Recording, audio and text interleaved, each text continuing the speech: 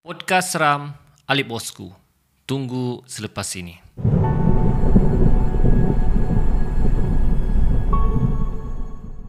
Assalamualaikum warahmatullahi wabarakatuh dan salam sejahtera. Selamat datang ke channel Alip Bosku. Baiklah, channel ini banyak menyediakan video-video yang menarik. Jadi jangan lupa untuk subscribe dan tekan butang loceng untuk update video-video yang terbaru. So guys, selamat datang ke channel Alip Bosku dan kali ini kita ke podcast seram yang ke-14. Seperti biasa saya akan kongsikan kisah-kisah seram kepada anda agar anda keseraman sepanjang hari. Haha. Okey. So, kita telah memilih beberapa kisah seram. Jadi, saya mohon kepada rakan-rakan yang mendengar dan menonton untuk kongsikan podcast seram ni kepada rakan-rakan yang lain kerana sokongan anda amat perlu untuk memperkembangkan lagi channel ini. Jadi, jangan buang masa, jom kita ke kisah seram yang pertama. Baiklah, kisah seram kali ini berlaku pada tahun 90-an. Ia berlaku kepada seorang lelaki bernama Man. Dia telah dihantar oleh Pak Tam untuk membina rumah di sebuah kampung, iaitu Kampung Rakit. So, tahun 90-an guys, mana ada telefon guys. Kau hanya diarahkan untuk pergi ke kampung berkenaan untuk menjalankan tugas. So, gamble lah. Kau pergi kampung tu, sama ada kau jumpa ke tempat kau bekerja tu atau tidak jumpa, kau terpaksa pulang semula. So, untuk ke kampung tu perlu menaiki bas selama lebih kurang 5 jam. Jadi yang dia tahu, Pak Tam yang bagi tahu, kau pergi cari Pak Cik Johari. Pak Cik Johari, pergilah ke rumahnya. So sampailah dia di kampung tu lebih kurang 10 malam. Di satu stesen bas memang tidak ada, hanya satu lampu sajalah ya, satu lampu jalan. Jadi dia tunggulah. Ya, dia tunggu dan driver bas tu pun tidak maklumkan macam mana keadaan kampung. Dia pun tidak tahu sampai ke sudah ke Kampung Rakit. Jadi dia turun di stesen bas tu kosong dan bas yang dia naik pun sudah jalan. Jadi dia risau, di mana Kampung Rakit ni? Ya, kalau sekarang bolehlah guna Waze kah, Google Map kah, ni tidak. Jadi dia tunggu orang-orang lalu kah, manakah tidak nampak. Tiba-tiba ada satu kereta ya dari jauh. Dia cakap, inilah ni. Jadi dia pergi tahan lah. Dia pergi tahan. Dan kereta tu berhenti dan dia tengok dalam kereta tu ada seorang pemandu dan ada 2 orang lagi penumpang di belakangnya.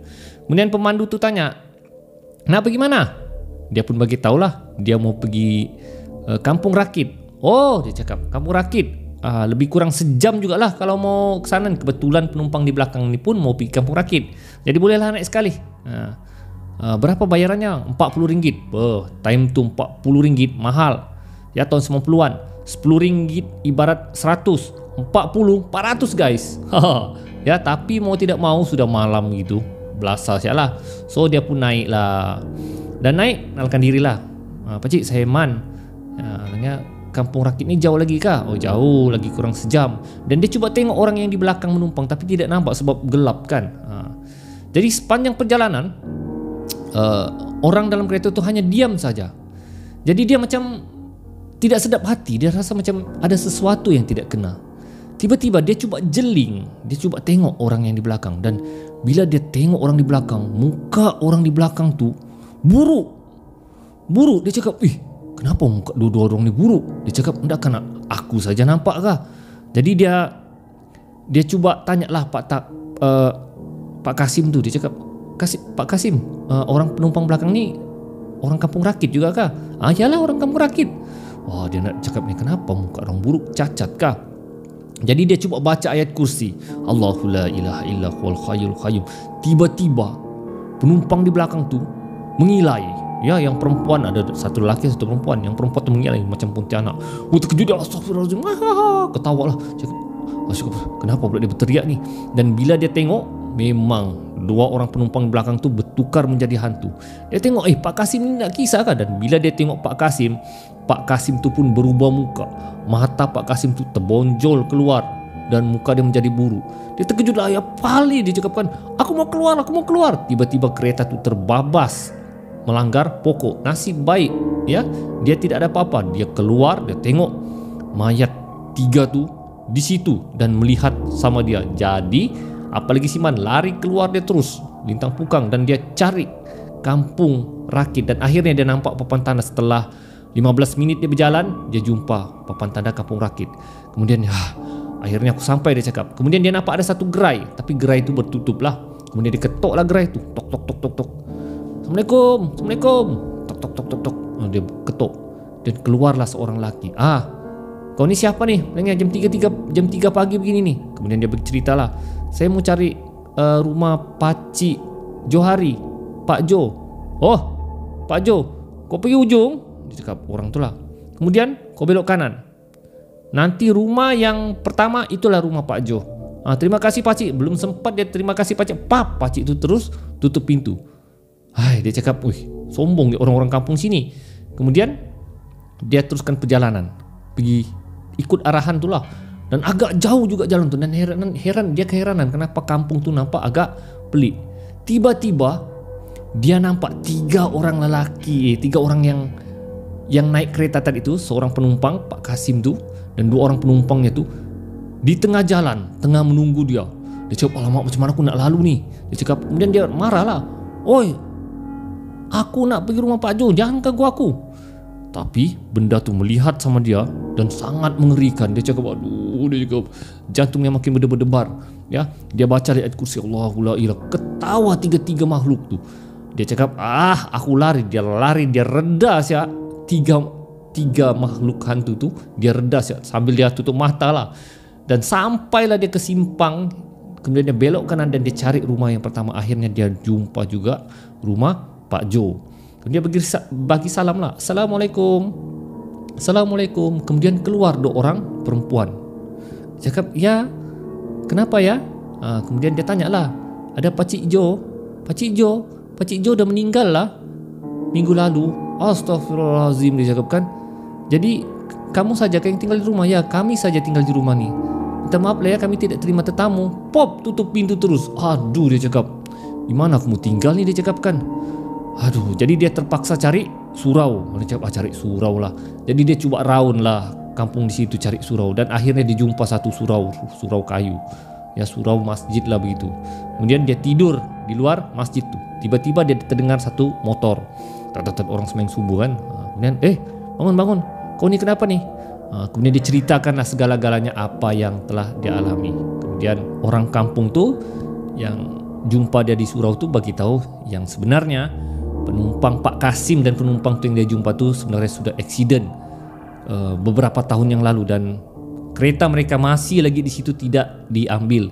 Dan untuk pengetahuan, dia cakap yang gerai dia jumpa tu memang gerai itu sudah lama tidak wujud. Orang yang pemilik gerai itu pun sudah mati. Dan Pak Jo sebenarnya mati terbakar bersama anak-anaknya minggu lalu, dia cakap.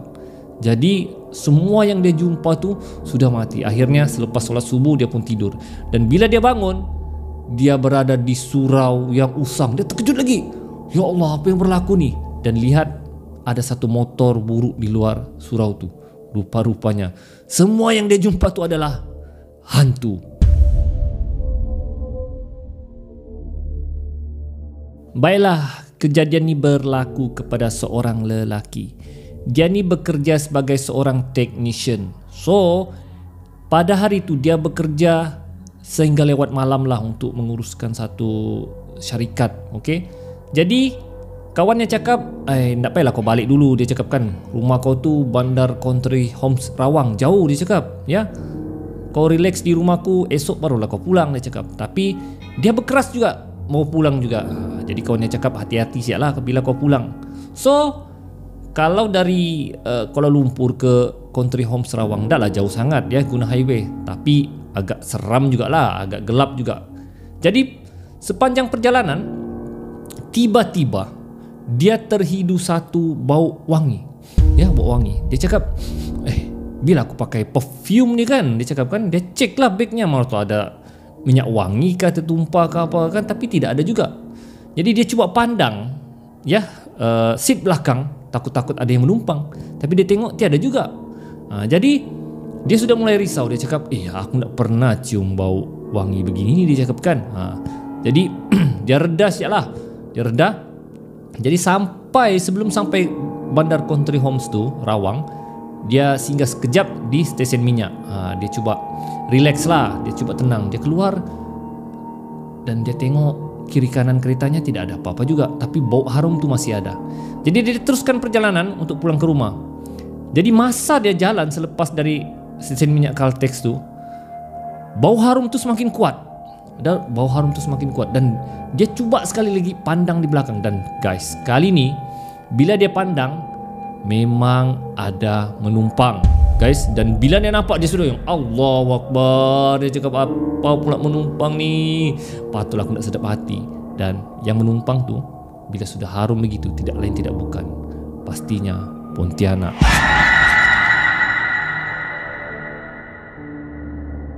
Jadi dia buat-buat dek lah, walaupun dia sudah dalam keadaan menggeletar. Lututnya menggeletar, tangannya menggeletar. Dan sampai satu traffic light, dia sudah tidak peduli traffic light itu merah. Dia langgar saja, ya. Kebetulan memang tak ada juga lah kereta kiri kanan. Dan dia lihat benda tu masih menumpang, ya, masih menumpang. Dan dia cakap, aduh, dia cakap janganlah kau ganggu aku. Dia cakap, dia mau cuba baca doa, tapi sudah, kata orang, panik. Doa yang kau mau baca pun tunggang langgang sudah, ya, tunggang langgang sudah. Jadi dia cuba bertabah sampai ke rumahnya. Dan sampai saja ke rumahnya dia masih menggeletar, ya, menggeletar. Dia tengok benda tu masih menumpang di belakangnya. Dan dia segera keluar pintu kereta dan buka pintu rumahnya. Dan bila dia buka pintu rumahnya, tidak, dia cucu guys, kunci pintu tu.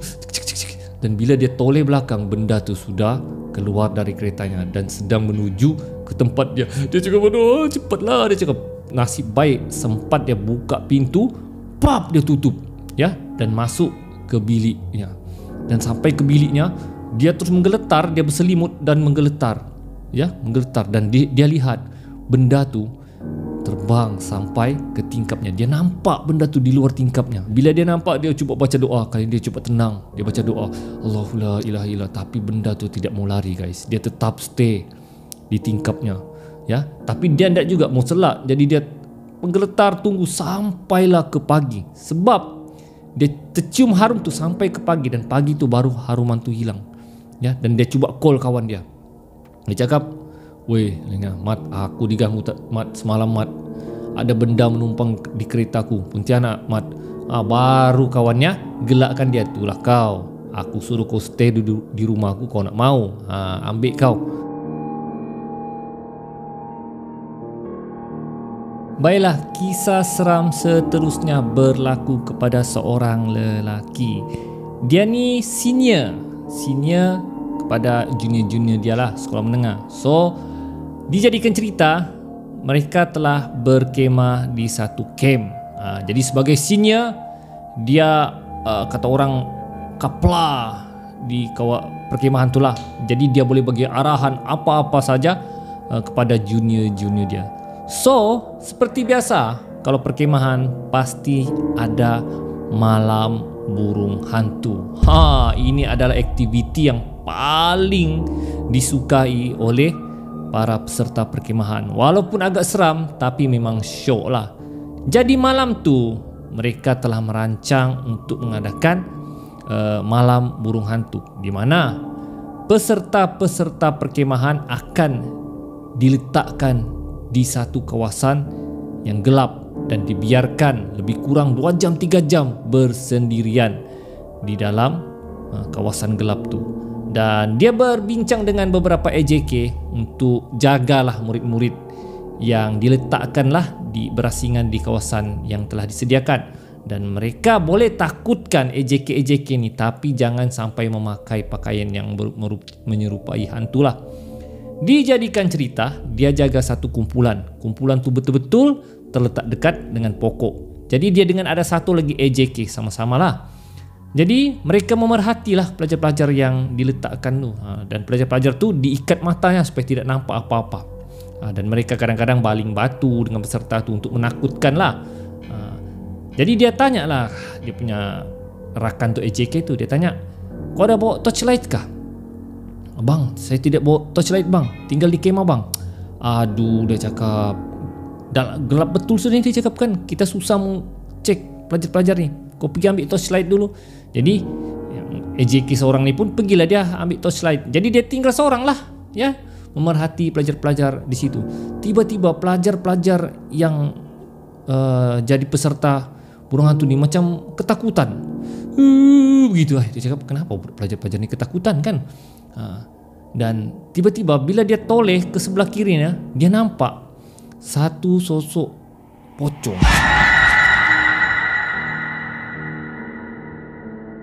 Ya, melompat menuju ke dia, ke tempat dia.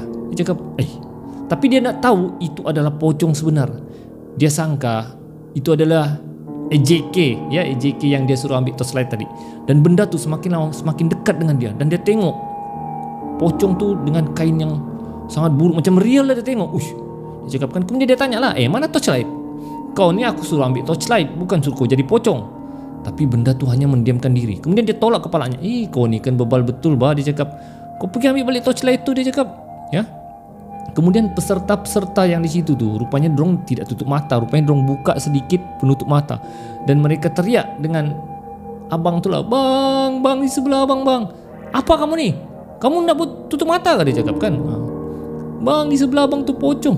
Dia cakap, mana ada pocong? Ini budak AJK jugalah. Dan bila dia perhati, benda tu hilang.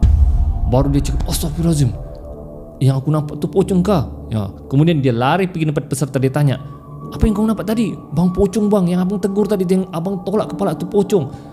Dan dia ketakutan, dia duduk bersama peserta, ya, sampailah cikgu pergi cari durang. Dia cakap, kenapa kamu tidak balik ke camp? Masa sudah habis ni. Kemudian mereka ceritakan kepada cikgu apa yang berlaku. Cikgunya pun apalagi, cepat panggil semua pelajar-pelajar untuk balik ke kemah. Dan dia cari pelajar yang dia AJK yang suruh ambil torchlight tu.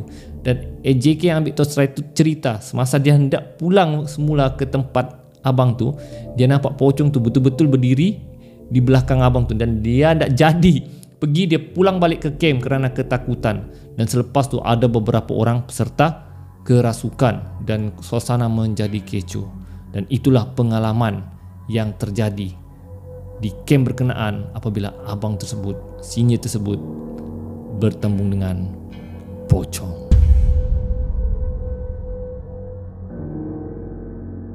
Jadi guys, setakat itu saja kisah seram kita kali ini. So, macam mana? Kalau anda suka, tinggalkan komen anda di bawah. Teruskan sokongan kepada podcast seram saya. Kongsikan kepada rakan-rakan yang lain. InsyaAllah kita akan jumpa lagi di podcast seram akan datang. Ali bosku, Assalamualaikum.